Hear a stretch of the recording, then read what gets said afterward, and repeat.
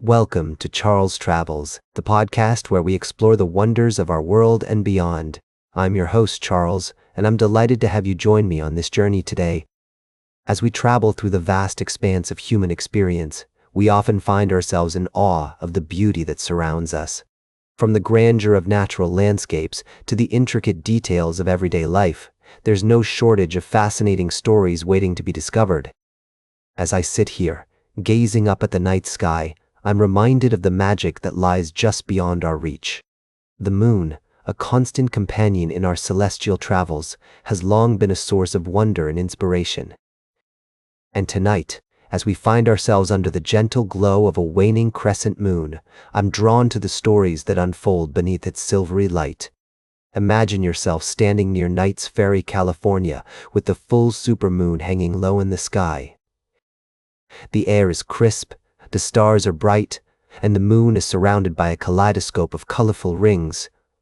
This phenomenon, known as a lunar corona, is created by the diffraction of light around individual water droplets in thin clouds.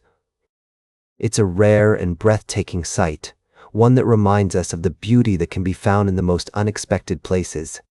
As we continue on our journey, we find ourselves pondering the mysteries of the moon and its phases. From the new moon to the full moon, each stage brings its own unique character to the night sky.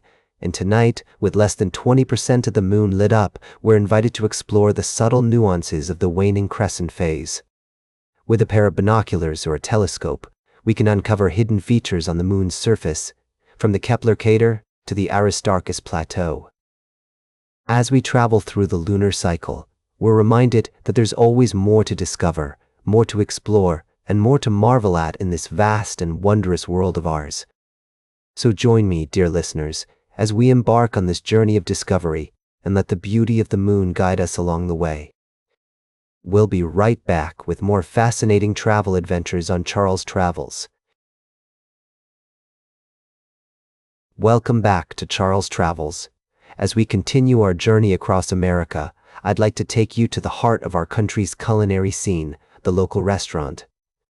You know, there's something special about walking into a diner or a family-owned eatery where the smell of freshly cooked food and the sound of friendly chatter fill the air.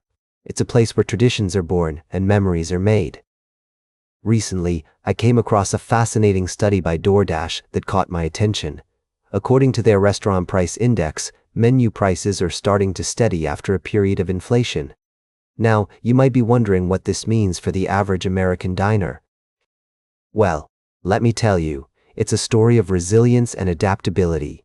The study found that by September 2025, year-over-year inflation had slowed to 3.2%, with the average meal price for a cheeseburger, beverage, and side of fries increasing by about 3.8% over the past 12 months. But what's interesting is how this trend varies across different cities. From $10.75 in Lincoln, Nebraska, to $25.55 in Anchorage, Alaska, the prices of a classic American meal can differ significantly.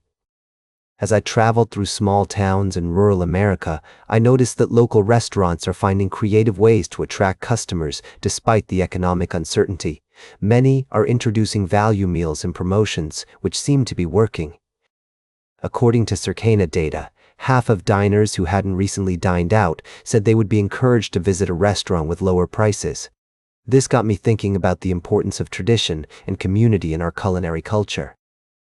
When we support local restaurants, we're not just getting a meal, we're investing in the people and stories behind the food. We're preserving the dignity of ordinary work and celebrating the beauty of everyday life. As we look at the statistics, it's clear that consumer spending power is growing, at least in the food service industry. But what's also evident is that operators are winning when they prioritize value perception.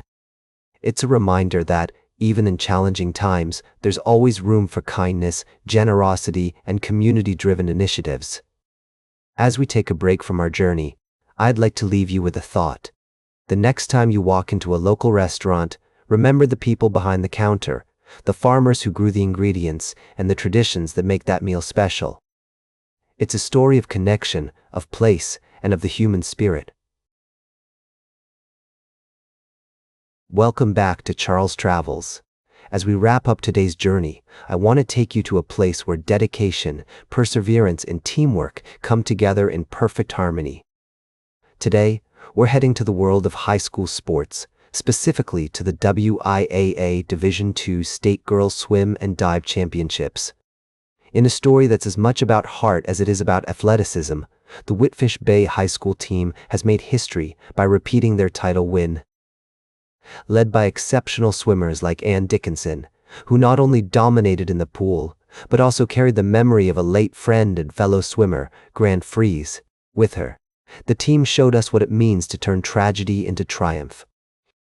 Dickinson's tribute to Freeze, written on her forearm, was a poignant reminder of the bonds that tie these young athletes together. Her determination to swim as fast as she could in his memory is a testament to the power of friendship and camaraderie in sports. And when she said, "I got it done tonight, that was really special for me," we couldn't help but feel the weight of her words. But Whitefish Bay's victory wasn't the only highlight of the championships.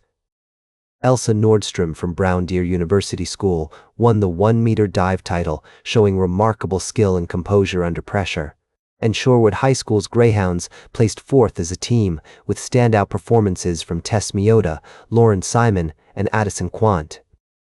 As we close out today's episode, I want to leave you with a sense of awe for these young athletes who have shown us that, even in the face of adversity, they can come together, support each other, and achieve greatness. Their stories are a reminder that sports are about so much more than winning or losing.